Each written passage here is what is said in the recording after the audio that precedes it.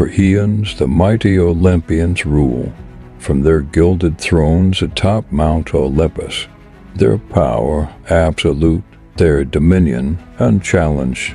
They had defeated the Titans, carved out their realms, and established an era of divine order. But imagine a single entity, a primordial terror born from the very heart of the earth, a force so cataclysmic, so utterly horrifying, that it set the king of the gods, Zeus himself, trembling in fear.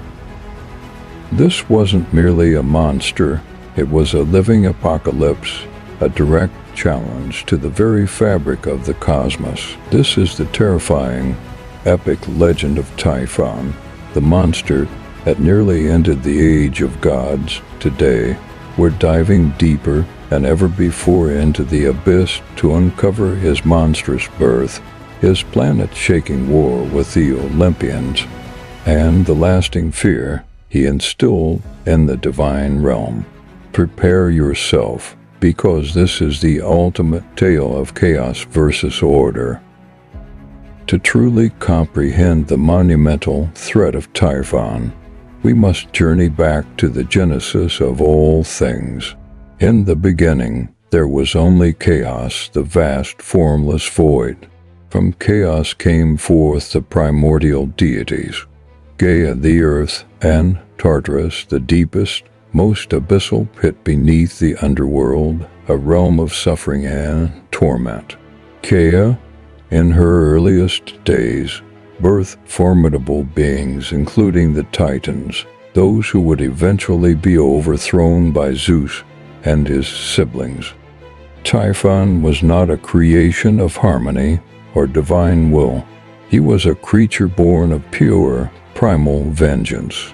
Gaia, the Earth Mother, seethed with fury.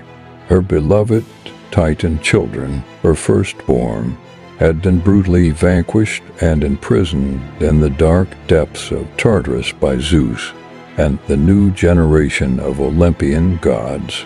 She longed for an avenger, a force so overwhelmingly powerful that it could dismantle Zeus's freshly forged empire and restore the ancient ways. Her rage coalesced, her will united with the abyssal might of Tartarus itself. And so, from this unholy union, from the very bowels of the vengeful earth and the infinite darkness of Tartarus, came forth the terrifying answer, Typhon. He was Gaia's last, desperate, and most formidable weapon against the Olympian regime. Hesiod, in his Theogony, a foundational text for Greek mythology, calls him the most terrible of all the earth-born monsters, the ultimate embodiment of untamed, primordial chaos challenging the newly established divine order. His birth was not just the arrival of a monster. It was a cosmic declaration of war, a final, desperate attempt by the ancient forces to reclaim dominion from the usurping Olympians. The very air must have thrummed with a terrifying tension as this colossal being, raw power incarnate, stirred from his abyssal slumber, ready to plunge the cosmos back into the primordial darkness. Now, let's truly immerse ourselves in the sheer, unimaginable horror of Typhon's physical form. Ancient texts, while varying in minor details, unanimously paint a picture of grotesque grandeur and terrifying might. Imagine a creature so impossibly vast that his towering head scraped the celestial spheres, while his lower half was a serpentine coil of immense power, capable of encompassing mountains and islands. His primary characteristic, and arguably his most chilling, was the multitude of heads erupting from his gargantuan shoulders. Accounts describe him with 100, some even to 100 heads, not human, but the fearsome heads of venomous serpents or dragons. Each one spewed forth noxious fumes and burning fire, and each articulated its own distinct, horrifying sound. Imagine the simultaneous bellowing of bulls, the piercing hiss of colossal snakes, the guttural roar of lions, the terrifying bark of dogs, and sometimes even the shrieking of human voices, all emanating from this single, terrifying entity. His monstrous hands, where they existed, were said to be composed of countless serpent heads, ready to seize and crush, and his legs, not legs at all, but two enormous, writhing coils of serpentine bodies, allowing him to traverse continents with terrifying speed, leaving trails of destruction in his wake. His colossal body, often depicted covered in scales or bristling with feathers, housed a powerful, thundering heart. His eyes were not merely eyes, they burned with an unholy, malevolent fire, capable of scorching anything they gazed upon, and from his cavernous mouths, instead of words, came torrents of blazing rocks, molten lava, and poisonous fumes, a direct testament to his volcanic origins. His very breath was a scorching wind, a hot, pestilential blast that carried plague, pestilence, and an unbearable stench, a harbinger of the destruction he brought. This was not a creature of reason or strategy. This was pure, unadulterated, destructive force given horrifying physical form, a living, breathing embodiment of the apocalypse, designed by a vengeful Earth to crush the new Olympian order beneath its monstrous, fiery wrath. His very existence was a challenge that Olympus had no choice but to answer. Typhon's ascent from the underworld was no secret.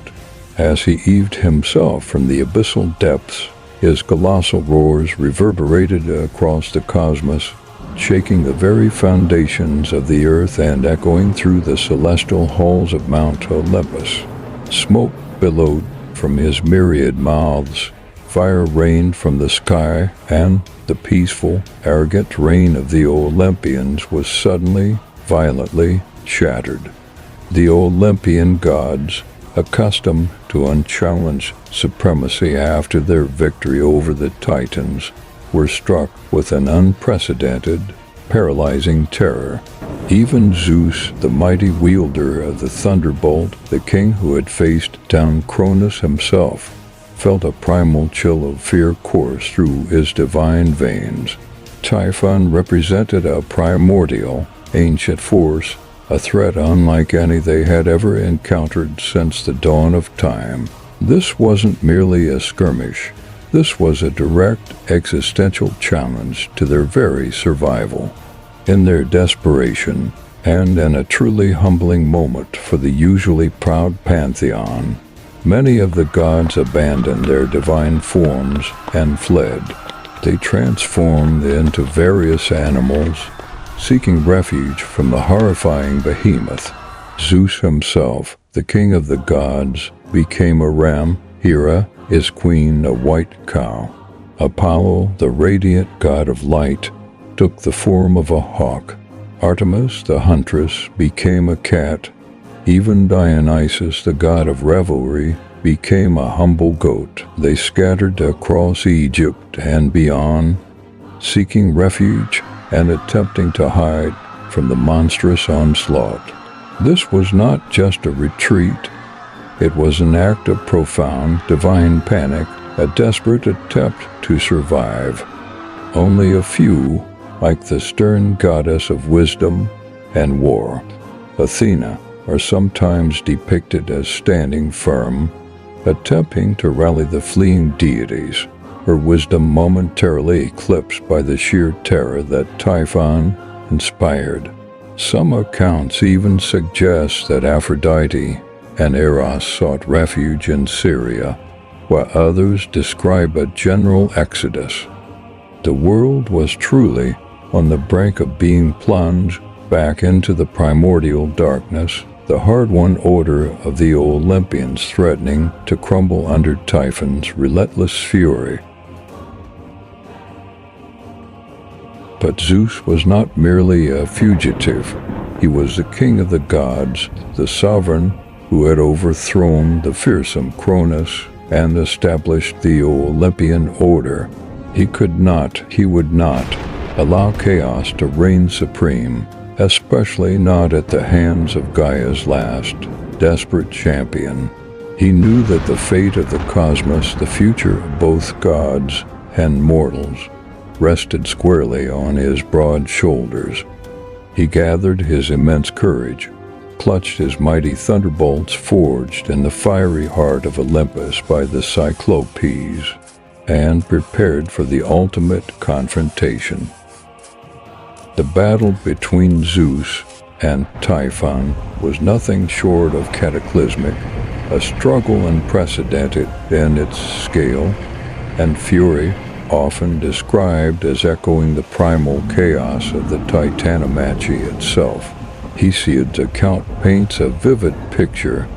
The heavens roared, the earth groaned, the sea convulsed, and Tartarus itself trembled from the immense power unleashed. Zeus unleashed his thunderbolts, hundreds upon hundreds, each a searing bolt of divine energy, striking Typhon's myriad heads, attempting to sever and subdue them. But Typhon was no ordinary foe, no mere giant. He was a force of nature, almost indestructible, a being woven from the very fabric of primordial chaos. In a shocking turn of events, a moment of vulnerability for the king of the gods, Typhon managed to wound Zeus. He tore out the divine sinews from Zeus's hands and feet, leaving the mighty ruler of the cosmos incapacitated and utterly helpless. This was a feat no other being, not even Cronus, had accomplished. The very essence of Zeus's strength, his mobility, rendered useless.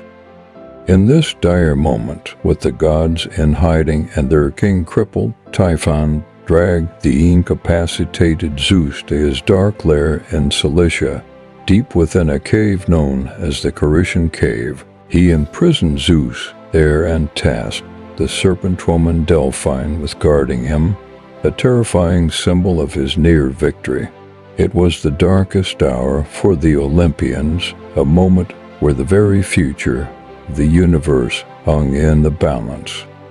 But salvation, though precarious, came in the form of cunning and bravery. Hermes, the swift messenger god, alongside the rustic deity Egyptians sometimes identified with the god Pan, bravely ventured into Typhon's treacherous lair.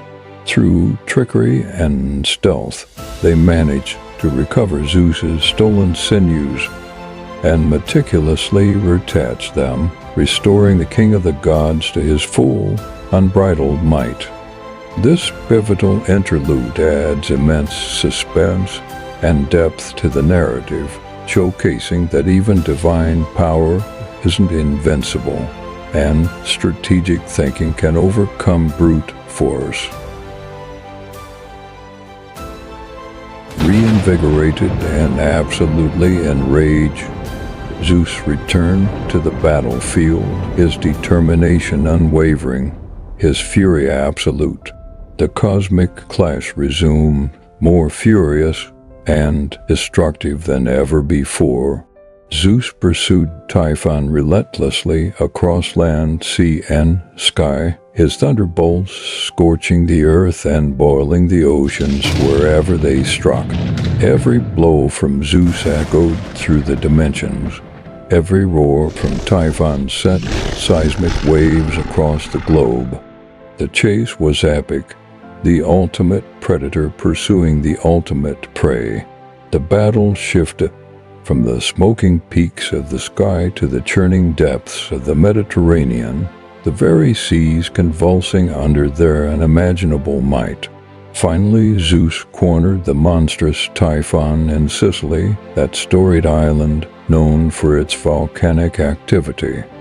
With a final earth-shattering effort, Zeus seized Mount Etna, that iconic volcano, and hurled it with divine force upon the struggling, defeated monster, burying him deep beneath its immense weight. There, beneath Mount Etna's fiery peaks, Typhon remains trapped to this very day, perpetually imprisoned. His imprisoned rage and furious struggles are said to be the very cause of Mount Etna's violent eruptions and the devastating earthquakes that plague the region. Every tremor, every spew of ash and molten lava is a chilling reminder of the colossal monster struggling endlessly beneath the Earth's surface, a constant testament to the day chaos nearly reigned supreme. Some myths even attribute the destructive, hurricane-force winds and storms that sweep across the world to Typhon's furious breath, his enduring spirit. Indeed, the very word typhoon, referring to a tropical cyclone, is directly derived from the name of this ancient terror, a linguistic echo of his devastating power. But Typhon's influence didn't simply end with his defeat and imprisonment. Before his final, cataclysmic battle, he had coupled with Echidna a horrifying half-woman, half-serpent creature known as the Mother of Monsters. Together, this grotesque pair spawned an entire lineage of terrifying beasts that would plague the Greek world for generations, posing threats that even heroes would struggle to overcome. These weren't just ordinary creatures. They were direct extensions of Typhon's chaotic, destructive essence.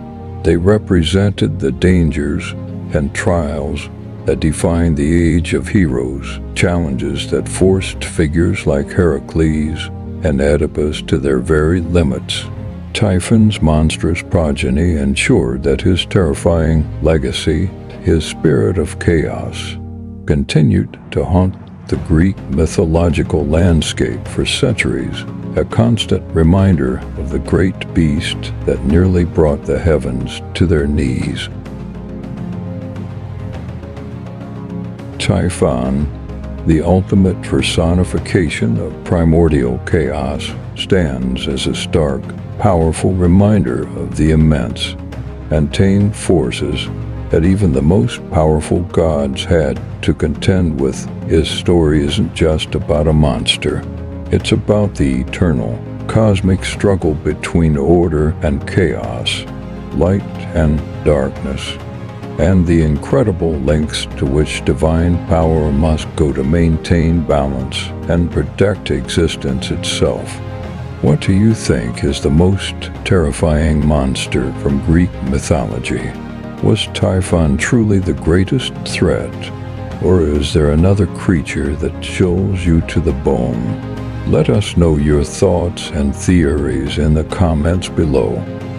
If you dared to face the epic, terrifying legend of Typhon with us, make sure to like this video, share it with fellow myth enthusiasts, and subscribe to the Mythsmos for daily dives into the deepest, darkest, and most fascinating corners of ancient myths and legends. Your journey into the cosmos of stories has just begun.